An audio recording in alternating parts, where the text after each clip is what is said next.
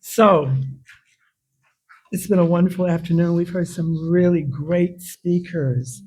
And first, I want to thank Emmanuel in his absence, Doug, Luke, Winston, because you guys have given us great understanding and knowledge of the atrocities, the genocide, and the horrific acts of barbarism against people who have the right to believe and to worship as they please.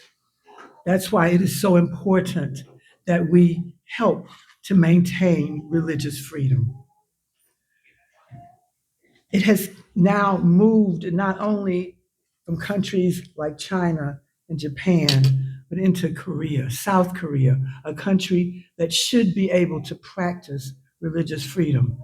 And it hits home to our movement of the Unification Church in that our matriarch, Dr. Hak Jahan Moon, whom we lovingly refer to as Holy Mother Han, at 82 years of age, with serious health issues, has been detained in a detention center that is horrific for a woman who has health situation, cold, dank, and ugly. Just imagine if this was your mother, okay, in this place. So yes, we've recognized, but I want not only for Holy Mother Han, but for people everywhere who right now, as we're sitting here, enjoying the comfort, the food, there's somebody somewhere in somebody's country that's being horrifically treated and abused because they love God, because they want to believe like they believe, no matter what it is, whether it's Falun Gong, whether it's Christianity, whether it's Islam, whether it's Buddhism. So close your eyes for a moment and just give them a little bit of respect.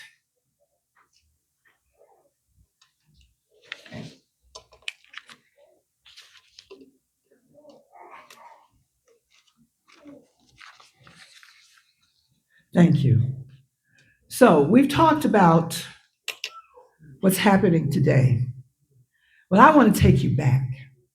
And I want us to remember those who gave their lives for peace, which is what I want to talk about. Because we have to keep hope alive, my brothers and sisters. If we don't keep hope alive, then we might as well just fall on down and die. But there is hope today because it starts with us. I'm sure all of us have heard Gandhi. Gandhi gave these words on peace. Peace requires one first to be brave enough to love another and to trust another. That requires faith in oneself. Peace starts with me. Peace starts with you. One has not the strength to be peaceful if he is fighting the internal duel of selfish desires. Good can never result from evil desires or actions. Hence, the Gita's central teaching of the oneness of the means and ends. The practice of peace is thus a test of the sincerity of our hearts. It requires solid and silent self-sacrifice, honesty, and the capacity for diligent work, but must be realized first in its source within ourselves. Without good thoughts, there is no peace. And without peace, there is no happiness. Where a stable-minded man or woman sees things clear as daylight, the unstable-minded man or woman, distracted by the turmoil of the world, is as good as blind. On the other hand, what is pure in the eyes of the worldly wise looks unclean and repels the stable-minded man or woman. Rivers continuously flow into the sea, but the sea remains unmoved. In the same way, all sense objects come to the yogi, but he always remains calm, like the sea. That's peace. One who abandons all desires is free from pride and selfishness and behaves as one apart, finds peace. This is the condition of a perfect devotee of God, and he who is established therein, even at the final hour, finds moksha, self-liberation. Martin Luther King, a great proponent of peace, he said, we must come to see that at the end, we seek a society at peace with itself, a society that can live with its conscience. It is no longer a choice, my friends, between violence and nonviolence. It is either nonviolence or non-existence. Power at its best is love implementing the demands of justice, and justice at its best is power correcting everything that stands against love. We must find new ways to speak for peace, for justice throughout the developing world, a world that borders on our doors. If we do not act, we shall surely be dragged down the long, dark, and shameful corridors of time reserved for those who possess power without compassion, might without morality, and strength without sight. World peace through nonviolent means is neither absurd nor unattainable. World peace through nonviolent means is neither absurd nor unattainable. Hear me. All other methods have failed. Thus, we must begin anew. Those of us who believe in this method can be voices of reason, sanity, and understanding amid the voices of violence, hatred, and emotion. We can very well set a mood of peace out of which a system of peace can be built. It's not enough to simply reject war. One must actively build peace through positive actions and a commitment to brotherhood and goodwill. Peace is a process, not just a goal. Peace is not a distant destination, but a method by which we reach that goal. All of us in here have some spiritual base, right?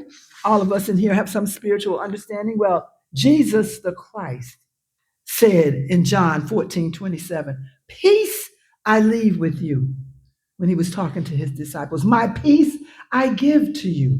I do not give to you as the world gives. Do not let your hearts be troubled and do not be afraid." I ain't afraid of nothing. You know why? Because if I die today in the name of peace, then I have died for a noble cause.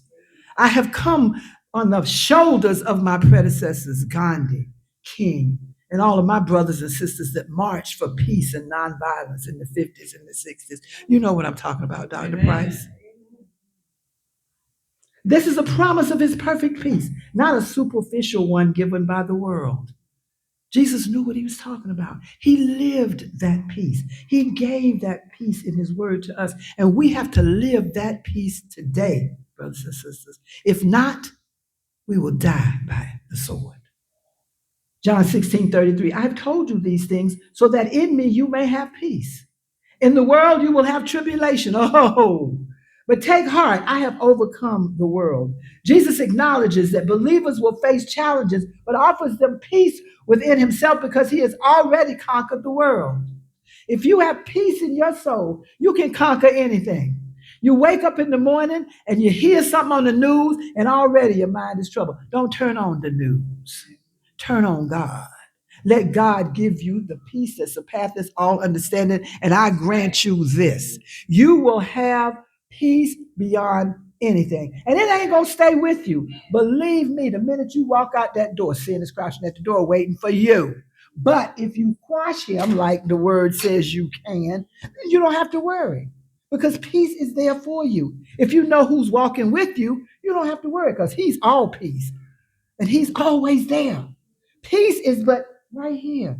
All you have to do is reach out for it and then give it to somebody else. See somebody else that's struggling. See somebody else that's got a problem. Know that that is who we are. Agents of change, agents of peace. That's who we are today. And if we don't do it, who will? If not now, when? Matthew 5:9 says, "Blessed are the peacemakers, for they shall be called sons of God." Do you want to be called that? Then wake up. The Beatitude from the Sermon on the Mount highlights the importance of actively fostering peace and being a source of reconciliation, which aligns with the divine calling. Let me give you just a few words from the mother of peace, Dr. Hart Jahan Moon. She says, "We have enjoyed such grace, so we must not become people who forsake that grace. We cannot become the Creator's, Heavenly Parent's child if we do not live a life engrafted to him. We can't live a path of peace and recognize the dream of one human family and a world of peace until we come together, bringing that world of peace as one true and divine family. And I'm going to leave you with this quote from her. She says, "Let us all be grateful for everything. Forgive our enemies, love our neighbors as we love ourselves, and unite to work in oneness for peace." Brothers and sisters, peace starts with me. It starts with you. It begins with all of us. Thank you.